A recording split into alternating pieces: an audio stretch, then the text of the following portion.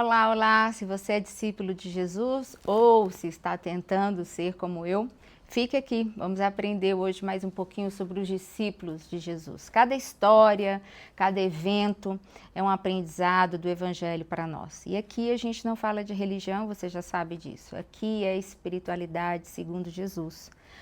Do jeitinho que ele caminhou, a forma, como, para onde, os passos a gente vai tentando seguir aqui, para assim construindo a imagem dele em nós. Nós estamos no capítulo 14, falamos até agora sobre ele andando sobre o mar. Os discípulos estavam com medo, nós lemos essa passagem, está lá no versículo 26 do capítulo 14.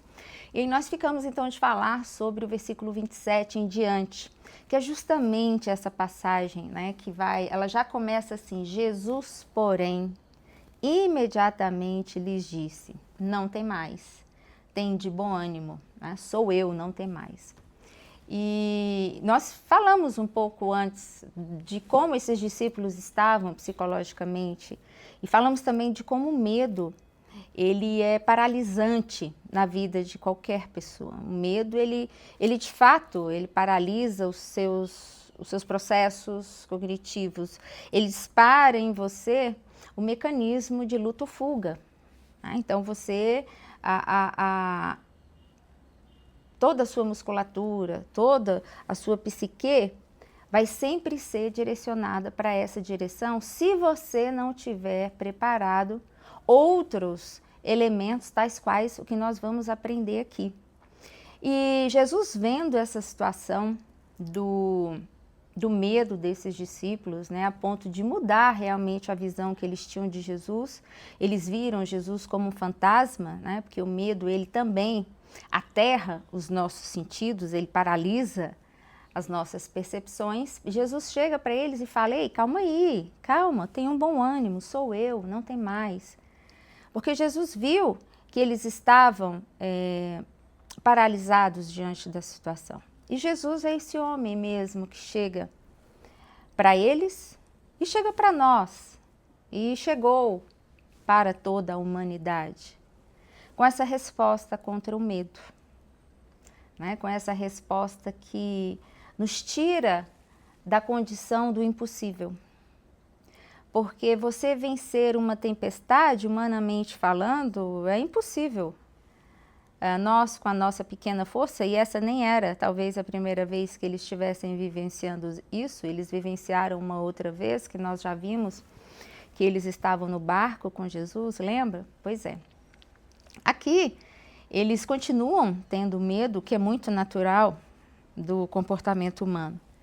Mas quando a gente desenvolve a espiritualidade, e é isso que Jesus traz como mensagem para nós, esse impacto de não apenas quando nós estamos nesse barco aqui como os discípulos, mas na vida.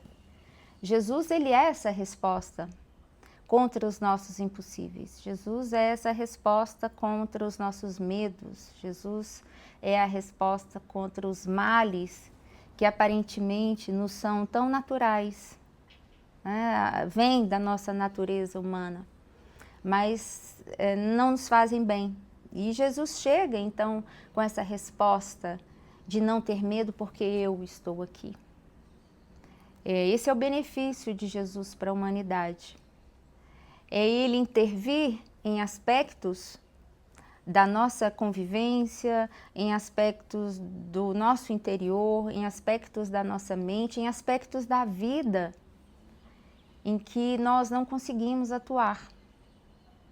Então ele vem ao nosso encontro, e é interessante isso porque Jesus, é ele que vem ao encontro desses homens e trazendo resposta, trazendo calmaria, trazendo descanso, trazendo uma nova perspectiva e uma nova forma de interpretar a vida. Quando Jesus chega trazendo bom ânimo, como ele fala, né, tenham bom ânimo, ele está justamente dizendo para mim, para você, que os absurdos da vida, as perplexidades precisam ser enfrentadas com uma nova forma de interpretar.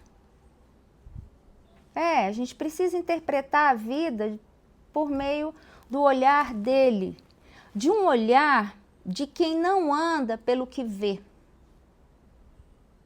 de um olhar, de uma perspectiva de quem não anda pelo o que sente, mas de uma perspectiva de quem crê. Por isso que ele vai dizer que os meus, aqueles que creem, não andam pelo que veem, mas andam pelo que creem, pelo que sabem que é verdade. Por aquilo no íntimo dos seus corações e das suas consciências, eles entendem que é o sim de Deus para aquela ocasião. E essa é a perspectiva que muda em Jesus. Jesus, ele não é só uma nova ideologia, ele não é só um software para você viver e interpretar a vida. Ele também é poder de transformação. Porque aqui é uma história, é uma metáfora, foi um fato histórico que aconteceu. Mas quando a gente traz isso 2000 anos depois para nós, que já temos o conhecimento da morte e ressurreição, esses discípulos aqui não, eles estavam caminhando. E de certa forma, embora nós já saibamos isso historicamente aconteceu, a morte e a ressurreição, muitos ainda existencialmente estão na condição desses discípulos, não tiveram uma experiência de conversão profunda que os possibilitassem a ver para além daquela tempestade. Então, quando Jesus chega na vida de alguém, quando ele vem trazendo vida, ele traz vida para isso. Para que os seus discípulos, para mim e para você, para que a gente interprete a vida, não a partir desses paradigmas, como diria meu avô Amaro, mundanos. Não os paradigmas mundanos, que são os paradigmas forjados e formados a partir da perspectiva ética, dinheiro, poder, status, luxúria. Não é a partir dessa perspectiva. A perspectiva aqui é de quem crê. De quem crê em quê? Que o poder de Deus, ele se estabelece até diante e sobretudo diante da morte. Se ele ressurgiu depois da morte, da sua própria morte, ao terceiro dia, e matou todas as mortes, ele é capaz de qualquer outro milagre existencial na vida de quem quer que seja. Nas cartas, um dos apóstolos vai dizer que ele desceu ao inferno e pregou aos que lá estavam, nos dando a profundidade do conhecimento, do poder que habita sobre aquele que é antes de todas as coisas. É esse Jesus que chega imediatamente, e esse imediatamente aqui nos dá justamente a intenção da hora certa, do tempo que ele escolheu para fazer algo acontecer. E aí, no 28, a gente vai ter Pedro. Pedro, então, aparece nessa história indo até Jesus. Pedro responde a Jesus: Senhor, se és tu mesmo, manda-me ir até a ti sobre as águas. E não foi Jesus que chamou, venha Pedro, porque Jesus sabia com quem ele estava tratando. Pedro é que não sabia, nem quem ele era, menos ainda com quem ele estava tratando. E quem é Pedro nessa história, se não nós, quando queremos dar ideias a Deus? Nós, quando queremos fazer prova de Deus através de momentos místicos, momentos mágicos, momentos que enchem o nosso ego. Já pensou eu andando por sobre as águas junto com Jesus? Já pensou eu no meio de eu compartilhar com os meus que eu fui curada? É maravilhoso isso. Mas isso não faz de quem participa dessas situações, dessas questões, um homem e uma mulher segundo Jesus. Não faz. Tanto não faz que Jesus chama ele e diz: Pedro, vem. Pedro começa a olhar para aquela ambiência ao seu redor e vai afundando naquelas águas, naquelas muitas águas. E mais uma vez o mestre vai lá e cata Pedro daquela água, né, terrível em que Pedro se encontrava. Mas por quê? Porque Pedro é que tem essa iniciativa de ir, não sabendo que lhe era necessário, mas na arrogância ou no desejo superficial de quem gosta de viver de místicas e de mágicas. Para quem não sabe ainda o conteúdo de uma fé verdadeira, densa e tensa dentro de nós. Não sabe ainda. Por isso que quando eu vejo, e aqui um exercício para você também, né? Ver pessoas muito ligadas a essa coisa de revelações, de dons, esse lado místico da religião, muito cuidado, né? O próprio apóstolo Paulo nos ensinou como isso, lá em 1 Coríntios 12, ele vai falar, 12, 13, 14, né? Ele vai falar de como que isso deve ser processado dentro da igreja, né?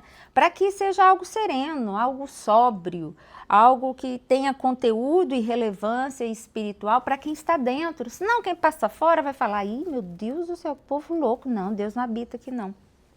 Porque no senso comum, as pessoas sabem que Deus habita ambientes serenos, ambientes de muita sabedoria, ambientes de muita ética. É o senso comum, qualquer pessoa que você perguntar, ele vai falar sim, eu concordo que Deus participe. Então, mas o que eu quero me concentrar aqui em especial é sobre esse Pedro que é afoito, sobre esse Pedro que não dá demonstração de fé genuína, porque se assim desse ele ficaria na sua, mas desse Pedro que pode ser eu e pode ser você tantas vezes na astúcia, com mil e umas outras motivações, menos a motivação de ter fé. Alguém me ligando aqui? Menos a motivação de ter fé. No entanto, nós aqui,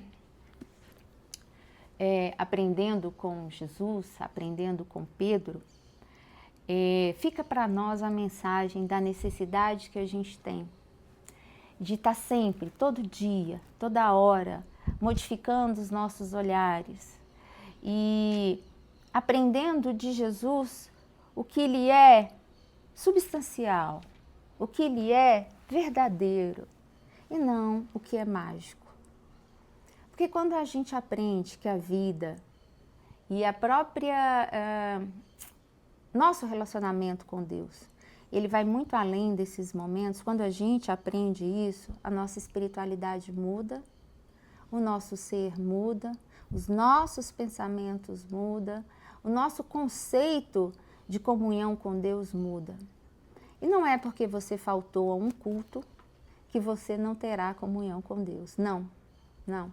Você passa a fazer parte daqueles que não viram a ressurreição, mas daqueles que creem piamente que ela existiu. Porque, sobretudo, ela já existiu e habita no seu coração. Essa é a palavra para mim e você nesse dia. Boas reflexões. Que Deus te abençoe e eu te aguardo. Até a próxima.